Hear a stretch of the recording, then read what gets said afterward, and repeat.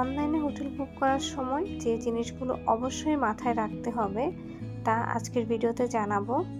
কারণ আজকে জানাবো অনলাইনে রিভিউ দেখে হোটেল বুক করার পরও কী প্রবলেম ফেস করতে হয়েছে।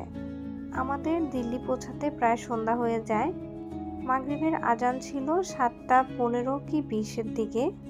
আমরা আগেই জানতাম আমাদের পৌঁছাতে সন্ধ্যা হবে আর আমরা শুধুমাত্র রাতটুকু হোটেলে থাকবো। আবার পরদিন ভোরে ভোরে আমাদেরকে শ্রীনগরের ফ্লাইট ধরতে হবে। দিল্লি এয়ারপোর্ট থেকে ডোমেস্টিক ফ্লাইটে কোথাও যেতে হলেও অ্যাটলিস্ট 3 ঘন্টা আগে এয়ারপোর্টে পৌঁছাতে হয়। সব কিছু হিসাব নিকাশ করে ফুয়াদ বুঝতে পারলো আমরা শুধুমাত্র রাতটুকুই হোটেলে স্টে করছি। তাই ফুয়াদ একটা অ্যাভারেজ মানের হোটেল ও বুক করে। আর আমাদের চিন্তা ছিল আমাদের হোটেলটা অবশ্যই এয়ারপোর্টের কাছাকাছি হতে হবে, যেন আমাদের ট্রান্সপোর্টে অনেক সুবিধা পাই। সেজন্য আমরা মহিপালপুর এলাকাটা সিলেক্ট করি।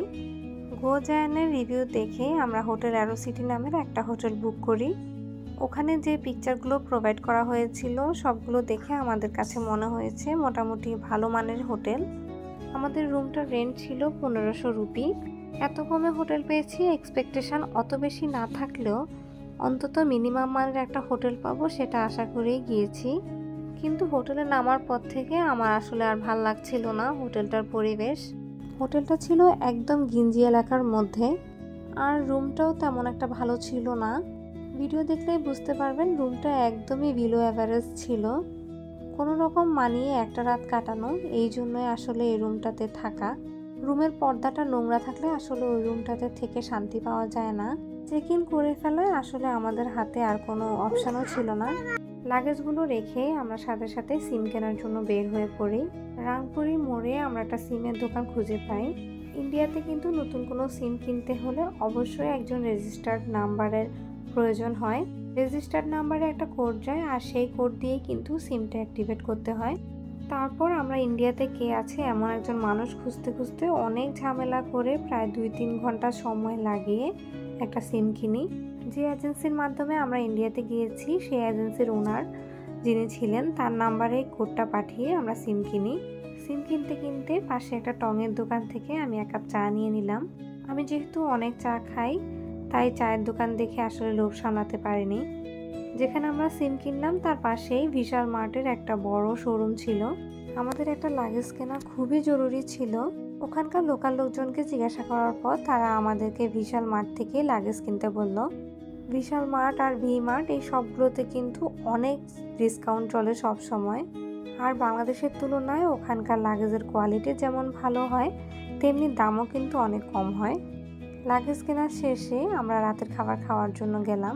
আমরা জাস্ট রুটি আর ডিম ভাজিটা অর্ডার করি, কিন্তু ডিম ভাজি ভর্তি ছিল কাঁচামরিচ আর রুটিগুলোর চেহারা দেখে আসলে আমার খাওয়ার ইচ্ছেটাই নষ্ট হয়ে গিয়েছে। আর ওই দেশের সবচেয়ে বড় সমস্যা হচ্ছে ডিম ভাজি চাইলে ওরা 2টো ডিম একসাথে ভাজি করে দেয়।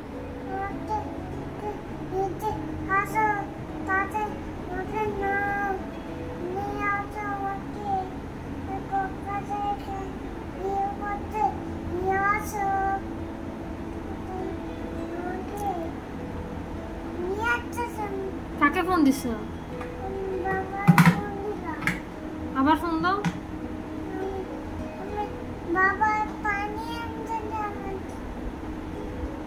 আবার ফোন দাও।